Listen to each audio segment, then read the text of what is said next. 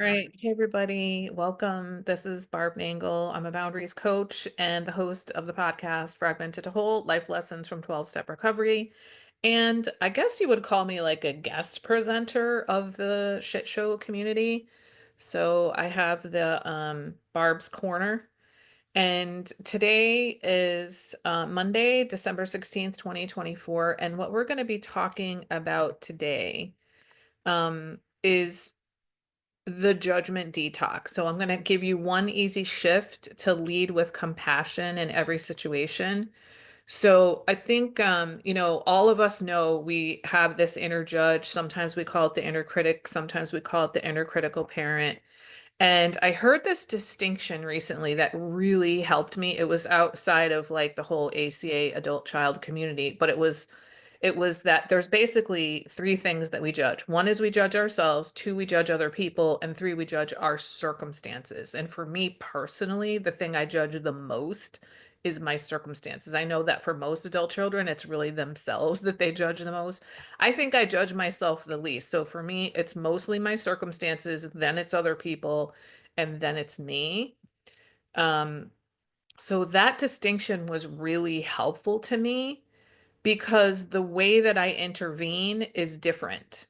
Like this is so dumb, but I was with a friend of mine this weekend and I've known her for like 20 something years and I was sitting in this particular way and I had this side view of her and I was so fixated on the shape of her nose that I never noticed before and I was like, "Oh my God, Barb, pay attention to your friend." Like to me, I was basically judging her nose. Like what the fuck is that?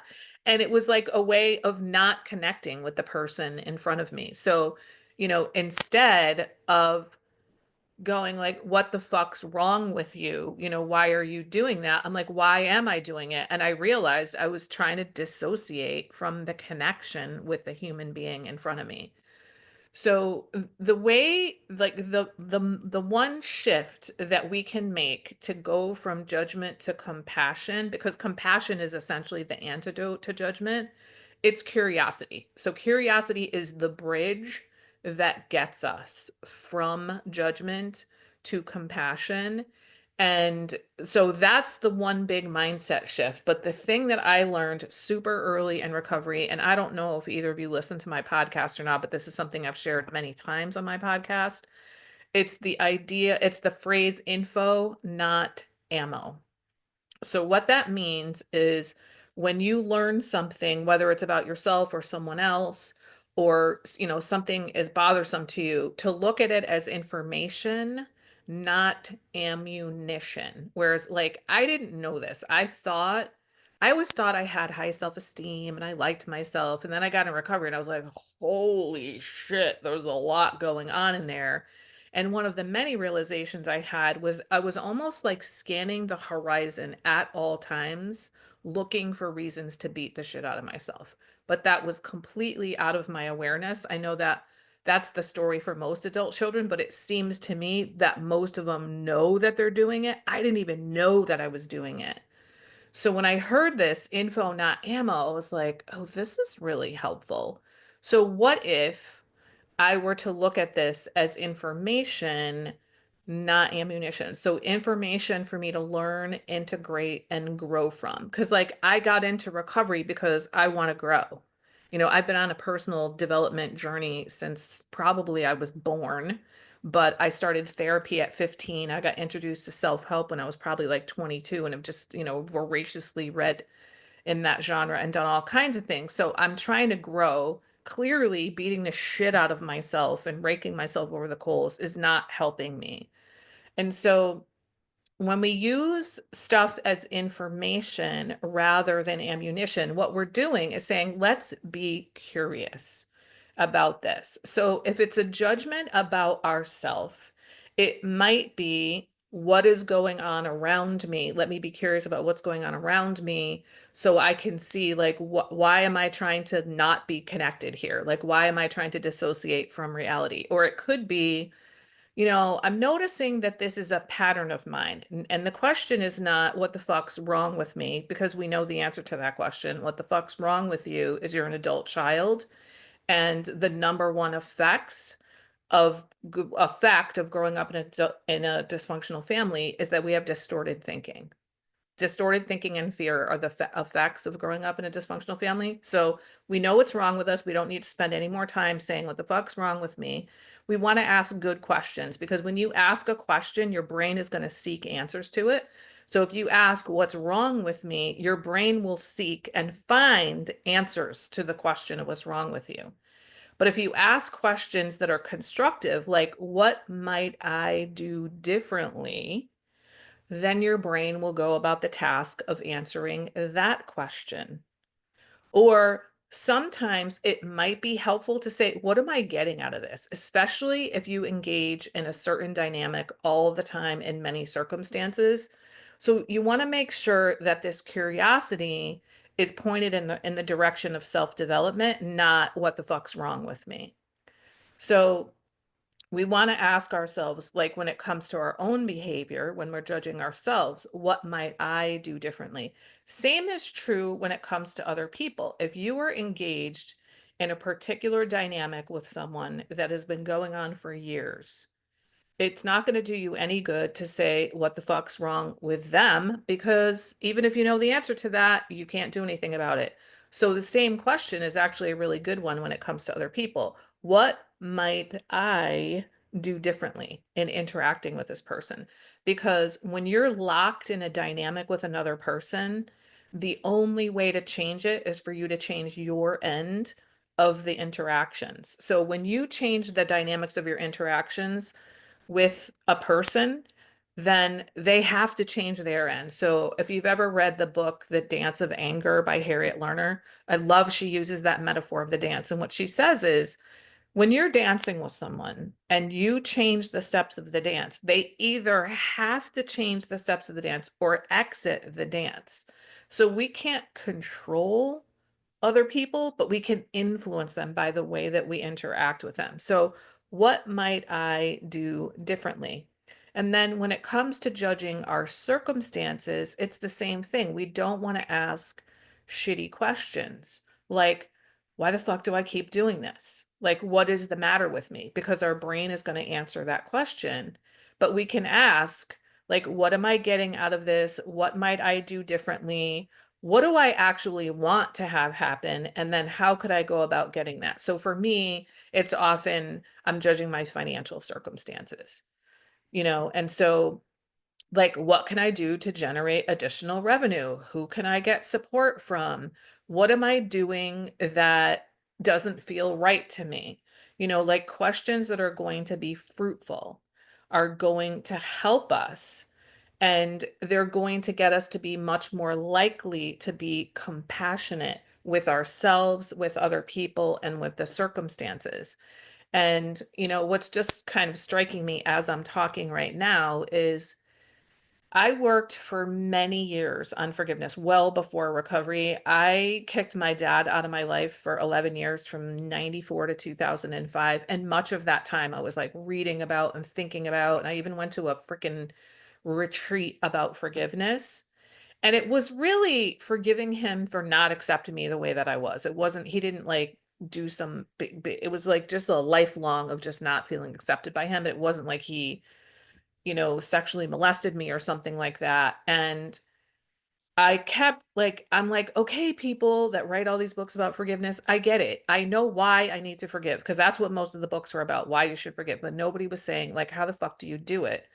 Until I read the book, The Wisdom of Forgiveness by the Dalai Lama. And he said it's all about compassion. When you start to look at the person that you want to forgive with compassion, it opens you in this really incredible way. And it allowed me to look at my father for the first time, like as a man and as a person, because I really didn't think of him as a person. I thought of him as my dad. And I was like, look, he didn't get the life he wanted. He didn't get the wife he wanted. He didn't get the kids he wanted. Like objectively, that would suck. Like I can see how that would suck for a person. Like as his daughter, I'm like, tough shit. This is the actual family that you got. But when I tried to be objective, I started to have more compassion for him, and I was able to forgive him. And it's just occurred to me as I'm talking to you that compassion was the key to forgiveness. And compassion is really the key to step out of judgment as well. And I think that's especially true for ourselves. And so what just occurred to me, I've been talking about info, not ammo, as being curious for a very long time.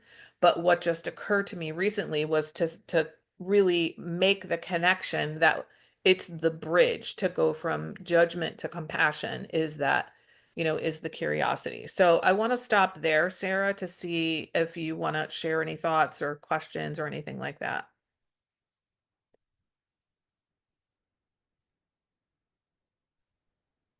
Yes, for sure. Thank you. That was a lot. Um, I guess my main question, because you mentioned, with looking at your friend's nose, that what you were doing in that moment was a form of dissociation. And I'm wondering if you think like the judgment or those critical thoughts, is that always a form of dissociation? Probably not. I don't know that I can, Okay. like, I'm not someone who can definitively answer that, but my gut says probably not. Because Okay. sometimes, like, humans are judging, discerning creatures. We have to make judgments about the environment and what's safe and what's not safe. So I don't think so. But, I was spending an entire day with her, which I don't ever do. I spend a lot, I live alone. I've lived alone most of my adult life. And my guess was I was dissociating from the connection with her. That was pretty clear to me. And I think it was probably like, I need a little bit of alone time. So let me, I don't know, judge, I guess. Um, and so yeah, I don't think that it's always the case. And I think like when I say dissociate, I mean dissociating, maybe I didn't use the right word, but it's like disconnecting from her was really what was going on there. I don't know if dissociating was the right word to use there because it's not like my former ways of dissociating were things like getting high, getting drunk, spending 17 hours on Netflix or whatever. Yeah.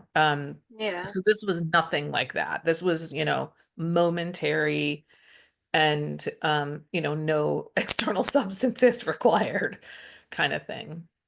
Yeah, it does still kind of sound like maybe it was though, like a Mhm, mhm. milder form Yeah. of just like this is too much, I have to get away from it, and that's just Mhm, where your thoughts went, where to mhm. check it Yeah. out or no.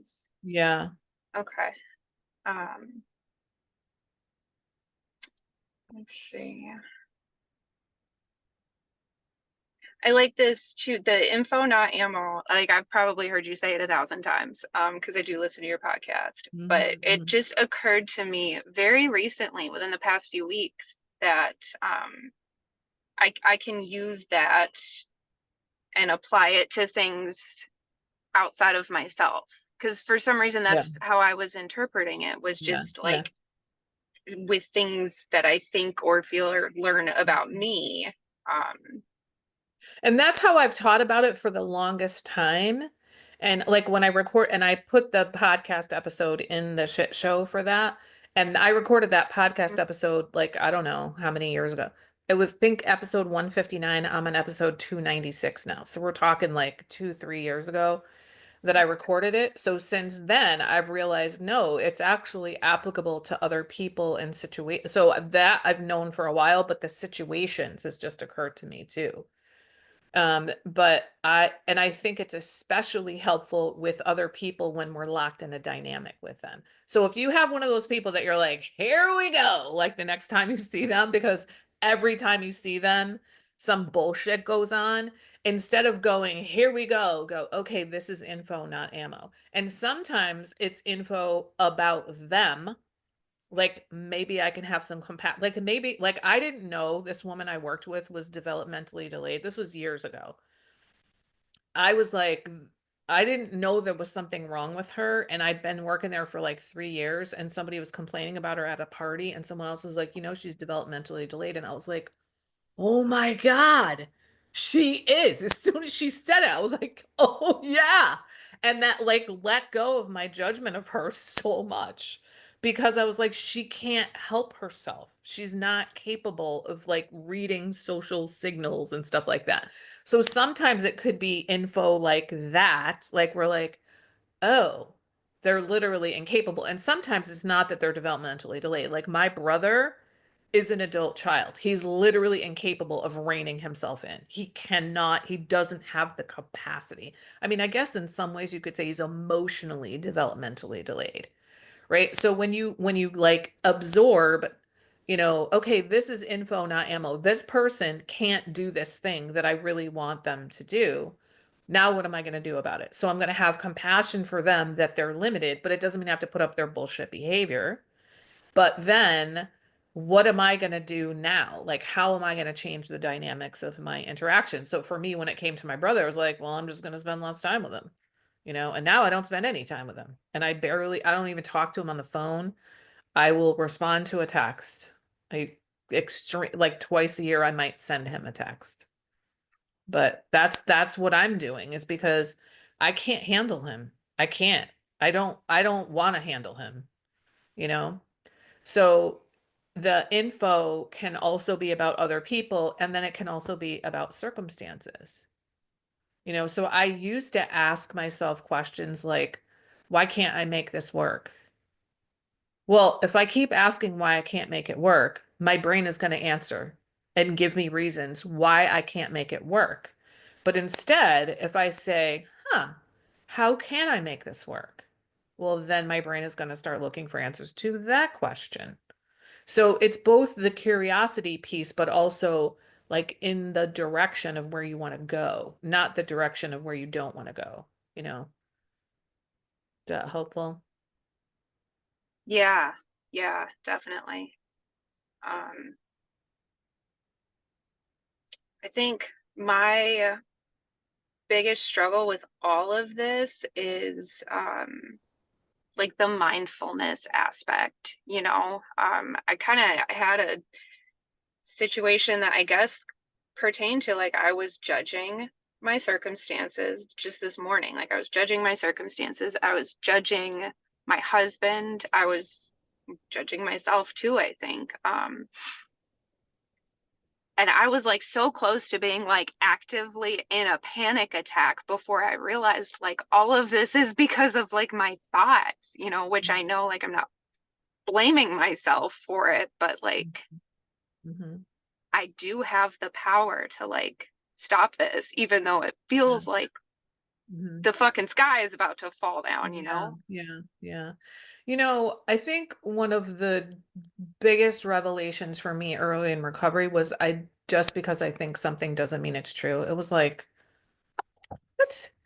Like, how did I get to be 50 something years old and not know that? Like, it was like, I've been doing all this work for decades and I didn't know that just because I think something doesn't mean it's true. So that was a revelation. And then to start seeing, like, I catastrophize, I ruminate, I shame, I blame, I complain. I didn't know any of that. Like, I literally didn't know any of that. So it's like, oh my God. So I don't have to believe what I'm thinking. And then I do all these things I didn't even know that I was doing. So, like, to hold on to, I don't, just because I think something doesn't mean it's true. When you've been thinking something for so long, you believe it as if it's the truth, not that it's a thought. So then to be able to see that, like, oh, this is a thought that I'm having. It's not the truth, it's a thought that I'm having. Like this has been like I'm saying this like it's a journey I took in a couple of minutes. This is like a 7-year journey for me, to like pull these things apart. And something like I'm listening to the Harry Potter series on audiobook right now. And I've been doing a ton of mindset work the past couple of years. And it's really evident to me that specifically Harry, but all of the characters, is literally bandied about in terms of his experience by what people are saying around him or what he's interpreting that they're saying. And I'm like, literally our entire life experience is run by what we think. So if somebody said to you, Sarah, I hate your blue hair, you would be like, whatever, I don't have blue hair, right?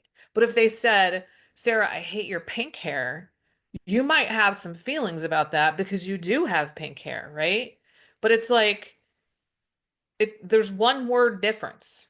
But you believe, you know that you have pink hair, so you might have some feelings about that, but you know that you don't have blue hair, right? Huh. So, like if you have, like if somebody said to you, like, I hate your Australian accent. Like, I don't have a fucking Australian accent. Like it's just when you buy into something, whether it's the actual truth or not, then you're going to have feelings about it. But if they're saying something that you just don't buy into, it's like it's not going to bother you. And that's crazy to me. That I can change my mind. Another thing, one of the things I've been doing these. Do you know who Joe Dispenza is? Have you heard of him? No. So he's like at the crux of neuroscience, quantum physics, personal development, spirituality, and healing. And he does these heart brain coherence meditations. And I've been doing them for, since like February or something like that, twice a day. And one of the things in some of the meditations is you basically generate energy coming out from your heart. And it's really, really powerful. And it's helped me it not only gets me out of fight or flight mode, but it's like I feel like it's preventative because my heart gets way more used to being in this incredible energy giving state, this loving energy giving state. And one day I was in the middle of doing it, and it's this really powerful experience. And I'm like, you know how I'm doing this? By my thoughts. My thoughts are giving me this experience, and I'm radiating love from my heart. I picture myself in the center of the earth, radiating love to everything inside the earth, everything on the earth, and everything beyond on the earth. And I know that it's making a difference in the universe. I know that. And I'm like, holy shit, this is happening because of my thoughts. Like that is how powerful my thoughts are.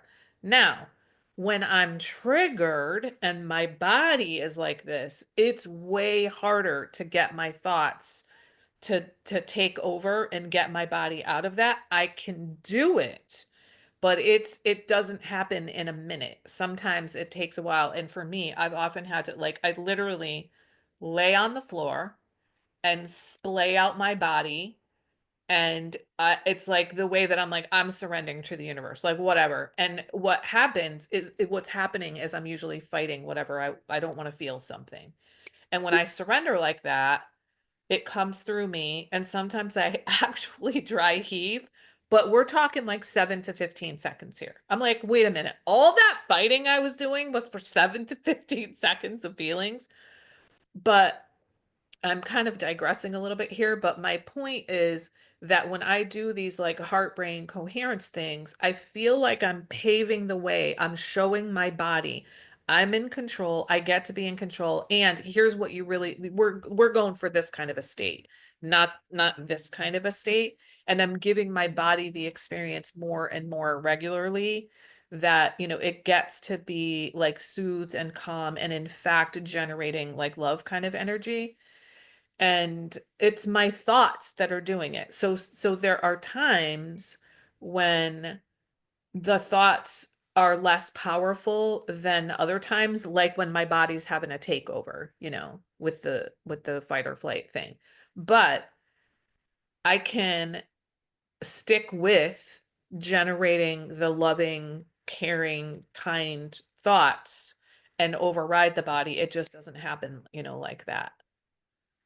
So I hear you with the thoughts. I mean, I've said for a long time, you can't have a positive life when you have a negative mind. You just can't do it. And I've known for a long time, what I think it basically manifests itself in my life. And I've said affirmations for a long time, but I feel like my understanding of that is just going deeper and deeper and deeper, especially this year for sure. Yeah.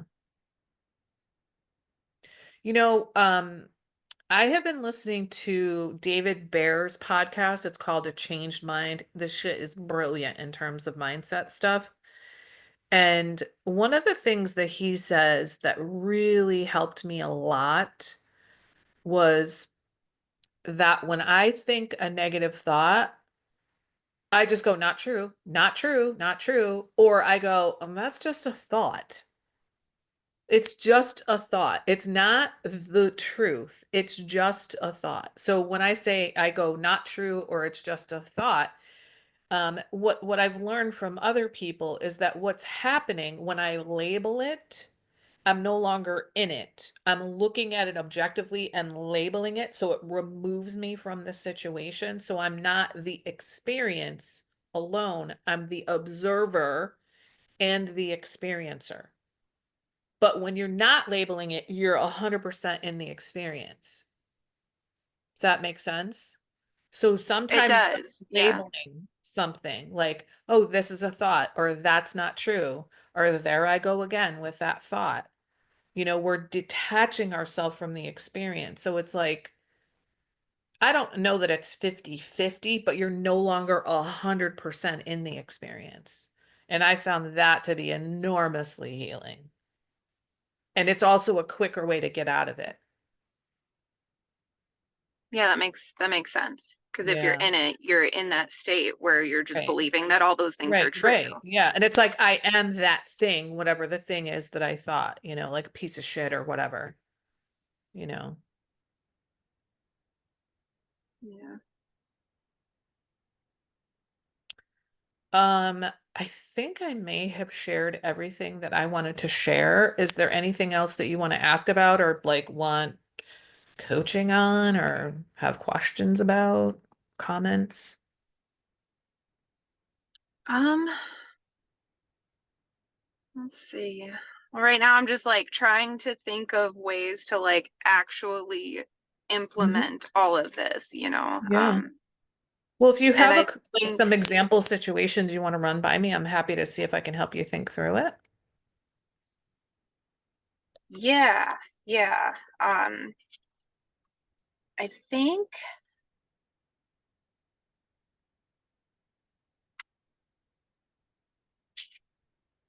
let's see. I think the biggest struggle that I'm having right now with judgment is probably with my husband and my mom and my stepfather because they're Oh like my the God, I'm three. shocked. The close family members. Right, exactly, You're the only exactly. one, Sarah. Nobody else has been like that. Thank you. That it helps, to put it in perspective. Like Yeah. it's not the end of the world, but Yeah. Also, it's all of us. Like 100, like they're judging you too. So just so you know. yes, Yeah. yeah. Um, but I get so emotionally in it, and I end up spending so much time. Mhm. Once I get it's like getting stuck in a loop, just wishing Mhm. things were different and Mhm. Mhm. thinking about everything wrong that they're doing. Mhm. Mhm. Yeah. Um, Do you do any reparenting work? yes. Okay. Um, I haven't done a buttload of it. I mean, Mhm. like I know I started working in the Loving Parent Guidebook like last Okay. summer, Okay. the summer of 2023. Mhm. But I just really started like, like Mhm. regularly checking in and Mhm. Yeah. um, whatnot, like within the last couple of months. Good. Yeah. So for me, the gigantic shift that happened to me in the reparenting department was to make consistent conscious contact with my inner child for no reason. Not because before that, I would only do it either if I was at an adult child workshop or if the shit hit the fan. That was it. But when I was like, you know what? I'm going to check in Monday, Wednesday, Friday. And it happened when I heard Susan Anderson on the Adult Child podcast, the episode that was called The Outer Child. It was a year ago, January. And I was like, oh my God, I'm totally going to do this. And it changed everything because prior to that, the only way I knew to check in was the non-dominant handwriting. And now I don't, I, then I don't even have to close my eyes. I can just check in, and I have a full-blown inner family now, and it all started with that. So I highly recommend that. And I ask just because, sometimes intervening directly with the inner child rather than as an adult can be a quick, like faster to get there. But the other thing that, is something that I just harp on with my clients is keep the focus on yourself, keep the focus on yourself, keep the focus on yourself. So you're like, first of all, remember this situation is not the problem. It's triggering that soul wound, that abandonment wound that the big red books talks about. So this isn't about the current situation. So if it's not about the current situation, that's why intervening with the inner child can be really helpful because there's pain there and like soothing that pain can be like, let's just deal with that right away. Or like reminding yourself this isn't about what's going on right now. Like, what do I want or need right now? So I'm doing the Loving Parent Guidebook too. And last night, I just met with my sponsor last night. And the chapter on feelings talked about how the the feelings, good feelings happen when our needs met, when our needs are met, and bad feelings happen when our needs are not met. And I'm like, okay, I read this in preparation for my meeting with my sponsor and I underlined it and I was like, wow, this is amazing, right? And then I read it again last night when I'm on the call for her and it feels like news. Like I've read it because it's underlined and commented on, but I'm like, this is huge. So if you're having all these kind of feelings, like what is it that you need or want right now in that situation? What can they do? What can they meet my needs? How can I meet my needs? So it might be I need to change my thought. It might be I need to step out. It might mean I need to set a boundary. It might mean I need to take 3 deep breaths. It might, there's so many things that it could be. And, in the beginning, if you've never asked yourself, what do I want or need? You're not going to know, but keep asking anyway, right? Yeah, Keep that's asking. where I am. Right. Okay. So that's you're normal. Okay. Totally normal because you've never fucking asked before. So how would you know? Right. So keep asking, keep asking. And then when you start to get answers, you're not going to give it to yourself. If you say, oh, I need to step out, you're probably not going to be able to do it. But keep asking and then eventually you'll be able to do it, right? But the key is when you see if they would just blah, blah, blah, blah, blah, okay, wait a minute, how do I keep the focus on myself here, right? So what do I want or need? Is this my business? What could I do differently? How do I take care of myself? Am I trying to manage their feelings? Like those are the kinds of questions you can ask yourself to get the focus back onto you rather than on them, because that's our problem, is that we're focused out there on them. And when you stay in that, you go down that spiral. Right. And it's literally like you hopped on a ride and you can't get off the ride until it ends. Except for that when you keep the focus on yourself, you're like, oh, here's my doorway off of the ride. I get to focus on me and what do I want and need, or what am I going to change in this situation? But I think starting with what do I want or need in this situation, and that to me, like this idea that the shitty feelings come from an unmet need was like revelatory for me. Like I can't even believe I remember it today. That's amazing. I feel like I deserve a gold star for that. Because you know how you read literature and you read it and like I'll go to the big red book and I've got 5 different colors of ink. I've clearly read this 5 times and I read it and I'm like, oh, this seems like news to me. Like like the stuff, there's so much that we can't hold on to all of it. But this idea that, the feelings are an indicator of our needs are met, our needs are not met. And so if you're having really difficult feelings, then, well, what is the need? Sometimes it's affirmation. And if you're looking to someone else especially if they've never given you affirmation, then we get to stop looking to those people for affirmation and we get to give it to ourselves. Or we get to go to people that we know will affirm us.